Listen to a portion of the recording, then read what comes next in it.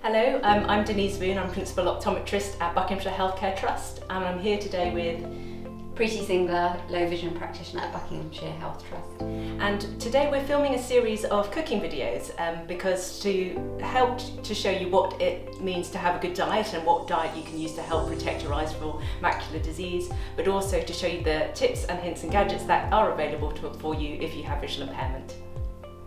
So Preeti, what are you going to cook for us today? So today we're going to be cooking salmon fillets with couscous in baking paper.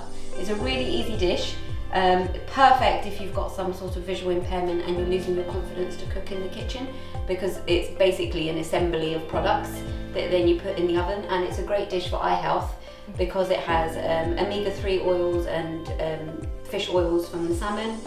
You've got lycopene in the tomatoes, antioxidants in the garlic, and some green leafy vegetables as well. Brilliant. Should we get started? Yes, so first thing we need to do is put on the oven. So we put that on 180 degrees. The thing with ovens is sometimes it can be difficult to see the marking, so a great thing for that is the coloured bump-on stickers that you can get, and you can put it on 180 degrees and then just line up the stickers. And where can you get those from? They're available from your local charity. Bucks Vision have them here, or online resources. So the first thing we do is weigh out the couscous. We need 100 grams for 2 people. This is a talking scale. 25 grams. So we need a little bit more there, and it will tell you when you reach. 80 grams. 80, so just a little bit more. 95 grams. Tiny bit more, it doesn't matter if you have too much. 105 grams. That's perfect. So then we can transfer that into our bowl. 0. And the talking scales can work in grams and also in pounds and ounces. Yes, you can change the setting. Grams. So now we need about 200 ml of water. So we boiled the kettle here, and then if we pour it into the scale, it should tell me how much we have.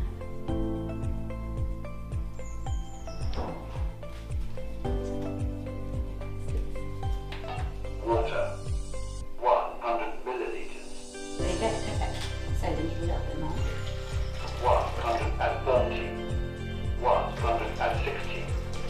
230. Fine. So we've got approximately 200 millilitres of boiling water there. Take that out, and you can pour that in and let it soak into the couscous. So you need a little bit of stock just to add some salt. I've got 1 stock cube here, but you don't need the whole thing, so I'll just break off. It doesn't have to be exact at all. You can just put that in.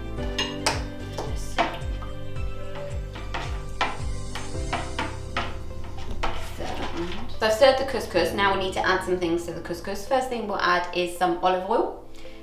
So there's a really good app that you can download if you have an iPhone called the Seeing AI, and it's a free app to use, and it does lots of various different things, but one of the good things it has on it is a barcode. Processing. Tesco olive oil 250 megalitres. Is a Read your mind. one of the things it can do is recognise products based on barcode. So all you need to do is hold the Processing. product, Tesco olive oil 250 megalitres. and it can tell you exactly what you're using. But I've seen, Preeti, you put some bands on here. Yes, What so do you these are use those for? identification bands that you can get in different colours, and they've got different textures on. So this is a pointy pyramid shape, like a spike, and this is a circle shape, so you'll know what you've put them on. So if you always put a certain one on a certain type of product, then you'll know that you've got the right thing. So we need, let's just open this up here. You need approximately 2 tablespoons of this. So, but everything's really approximate, so you can just hold the spoon up, pour it in. If it overflows and goes straight in the bowl, more the better, really. And just stir that in. So we've got our olive oil now. Now we need the juice of approximately half a lemon. So I'm going to cut this in half. You have to be really careful with knives and things when you've got some sight loss. So it's really important to try and use a contrasting chopping board to whatever you're cutting. So I've got a green chopping board here with a yellow lemon. If you've got a white onion, you can use a red chopping board, orange carrot, white chopping board. This is just a regular knife. If you're worried about using regular knives, you can get safety knives. You can also get chainmail gloves that stop you cutting yourself. And you can just slice that there. I'm just going to squeeze this straight in. If you squeeze it over through your hand,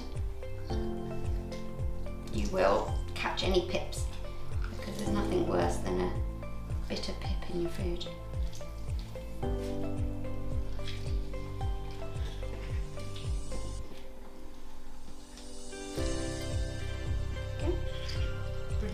And then you can just put in pretty much as you like Yep. to taste. Yeah, if you don't squeeze the whole lemon, it doesn't matter. Shall I mix that up? More, yes. So now the next thing we want to add to this is garlic. Now this fresh chopped garlic is obviously great, but can be quite fiddly. So you can get pre-chopped garlic, you can get frozen chopped garlic. There's lots of different ways around this if you don't want to chop the garlic. Or you can peel the garlic and put it in a garlic crusher, which is also quite safe. So I think probably a heaped teaspoon of this should be fine. And then we're going to add some tomatoes. So I've got some plum tomatoes here, which I've washed. You can chop a whole tomato if you like, if you feel comfortable to do it. The good thing about baby plum tomatoes is I find when they cook, they just burst a little bit and they let the juice out, which is great. And you mentioned tomatoes had something in them that makes They've got them lycopene in the skin, which is a great antioxidant. It also, interestingly, tomatoes are better once you've cooked them, so they have better nutritional value. So, especially mixed with olive oil, which is quite interesting. So we've got some spring onions here. Again, you've got to chop the tops off. You can use scissors if you feel safer, if you've got kitchen scissors to cut these. Just chop the ends off here. Just if you move your hand well back, then there's no risk of you. And again, with this dish, if you were more comfortable cutting to larger chunks, that's okay. Yeah, absolutely. And I've only got a green chopping board here, but ideally, if you did that on a red chopping board, you'd probably be a little bit safer. Brilliant. It smells really nice already. Actually, you can eat, once you've soaked couscous, you can eat it just like that. So if you didn't want to put the salmon on and bake it, you can make this and eat it exactly there. And I've got some fresh parsley here, just for flavour. You can, if you feel safer, just actually tear the parsley and put it in. You don't need to chop it up. And you use dried parsley? Yes, you can, absolutely, and you can also use frozen chopped parsley as well. So you can do that, just take off some of the bigger stalks, which you can feel, because they're a bit woody, and then you can just tear the rest off. Stir that through. So already you can see all the different colours, and eating the rainbow is important for Absolutely. a good macular diet. And then you don't have to put spinach in, that's just a personal choice, but it just adds a little bit of extra nutritional value and some green leafy vegetables. These are pre-washed, so you can actually just put them in as many as you want. Just stir that in.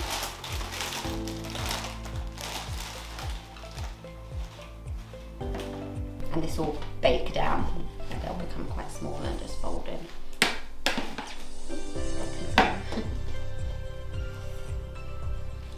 I guess it's the sort of dish as well where if you wanted to, you could just get your hands in there and mix it. Yeah, if you feel more comfortable. It's also a really good dish that you can make in advance and cook later. So you could even make a couple of parcels and have them 2 days in a row, put them in the fridge, and then just bake them when you want to. So the next thing we need to do is to get the baking paper ready.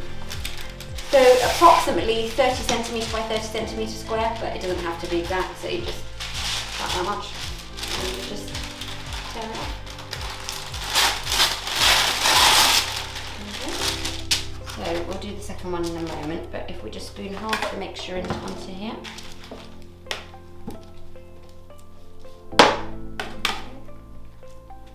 And this is a complete meal in itself, really. It is, yeah, you don't need anything with it. If you didn't put the spinach in, you could also boil some vegetables on the side, or steaming them is quite good in a colander over a pan, because then you can just take the colander out and you're not worried about draining hot water. And then we need to pop the salmon fillet on top. Drizzle a little bit more of the olive oil. And then you need to wrap it like a sweet, so you just fold the long ends together.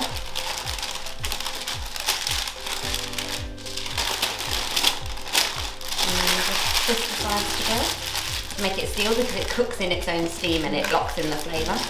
And then you can pop it onto a baking tray. This is just a serving tray, but you pop put it onto a baking tray and into the oven. So we can just do the second one now.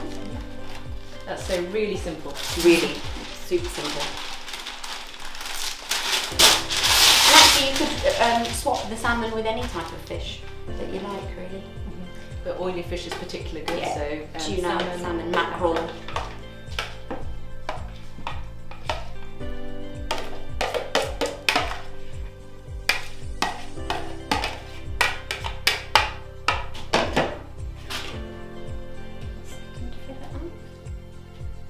Do you need to season it? You can put some pepper. You don't really need salt because there's salt in the stock cube anyway, so it gets enough from that.